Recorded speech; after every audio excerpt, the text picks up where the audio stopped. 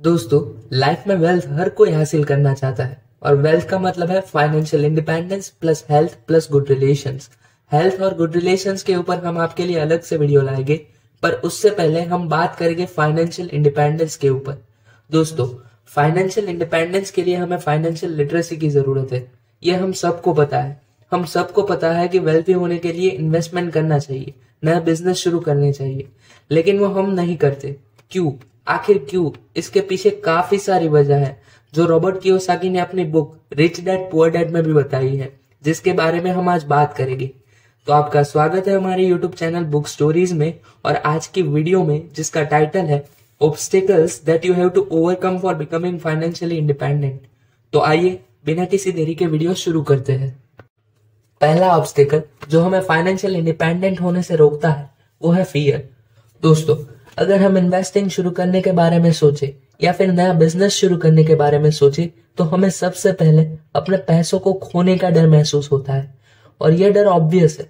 पैसों को खोने का डर तो हम सबको लगता ही है, पर जो लोग इस डर से लड़कर आगे बढ़ते हैं वही फाइनेंशियल फ्रीडम अचीव कर पाते हैं।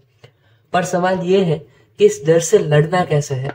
तो इसका एक सिंपल सा सॉल्यूशन है, और वो है छोटे छोटे एक्शंस लेना।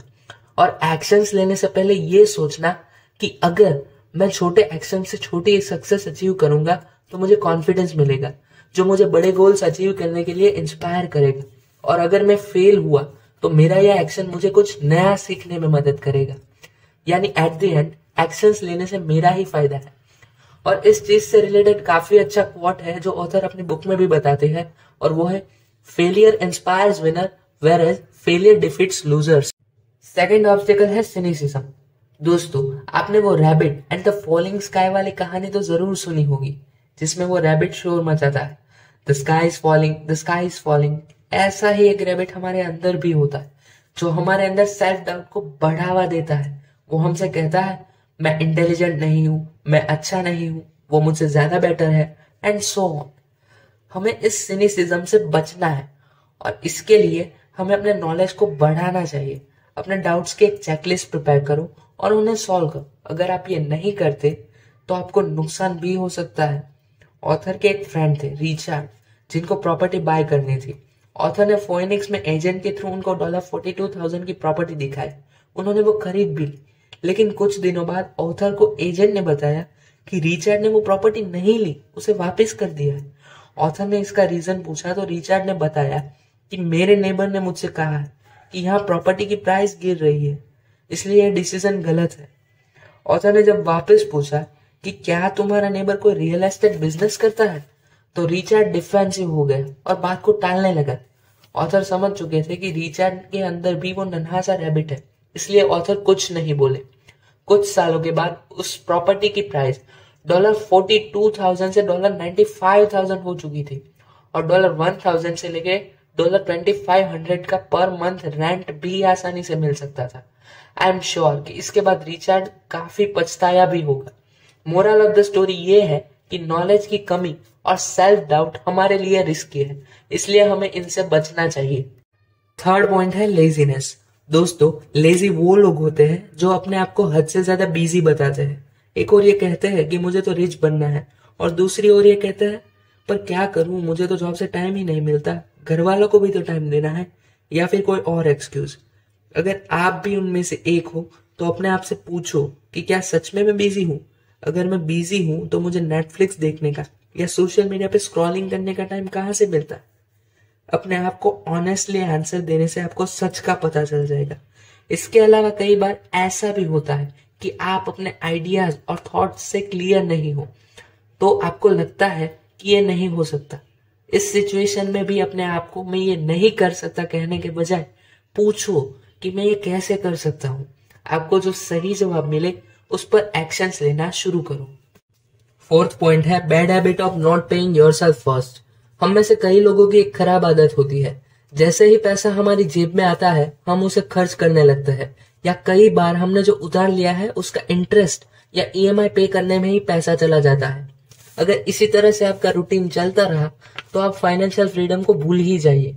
ऑथर बोलते हैं कि ऐसी गलतियां करने के बजाय हमें वो पैसा खुद पे खर्च करना चाहिए, यानी पे टू योर सेल्फ फर्स्ट। खुद पे पैसा खर्च करने का मतलब है नई स्किल्स सीखना, नॉलेज के लिए पैसा खर्च करना, या फिर ऐसी कोई एक्टिविटी करना जो आपके सेल्फ डेवलपमेंट या सेल्फ ग्रोथ में मदद करे। फिफ्थ एंड लास्ट ऑब्स्टिकल है एरोगेंस। एरोगेंस यानी घमंड हमारा सबसे बड़ा दुश्मन है, जो हमसे कहता है मुझे कुछ नया सीखने की या नया करने की जरूरत नहीं है, मैं एकदम परफेक्ट हूँ। पर यही एटीट्यूड लॉन्ग टर्म में हमारे नुकसान की वजह बनता है, इसलिए इससे बचना बहुत जरूरी है। एरोगेंस से बचने का एक ही सॉल्यूशन है और वो है नई नई चीजें सीखना। जैसे ही आप ये शुरू करते हो, आपको महसूस होता है कि अभी तो मुझे बहुत कुछ सीखना है, और ये सीखने की चाहत ही हमारे अंदर से एरोगेंस को मिटा देती है। हमें याद रखना है कि 2-4 इन्वेस्टिंग या फिर बिजनेस बुक्स को पढ़ने से हमें कंप्लीट नॉलेज नहीं मिलती। इवन वॉरेन बफेट जैसे सक्सेसफुल इन्वेस्टर भी यही कहते हैं कि मैं अभी भी सीख रहा हूं। तो मोरल ऑफ द स्टोरी ये है कि सीखना कभी भी बंद मत करो। तो दोस्तों, ये थी वो चीजें जो मैंने रॉबर्ट कियोसाकी की book rich dad poor dad से सीखी है। अगर आप चाहे तो इस बुक को पढ़ सकते हैं। Best buying link is in the description. Last में वीडियो को सम अप करते हैं। तो पहला ऑब्स्टिकल था फियर, जिसमें हमने देखा कि कैसे छोटे छोटे एक्शंस आपकी मदद कर सकते हैं।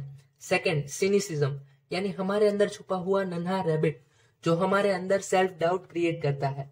और इस पॉइंट में हमने ऑथर के फ्रेंड रिचर्ड की स्टोरी भी देखी थी। थर्ड ऑब्स्टिकल था लेजीनेस, जिसमें हमने सीखा कि हमें अपने बिजी होने की वजह ढूंढनी चाहिए, और अगर वो सही ना लगे तो करेक्टिव एक्शंस लेने चाहिए।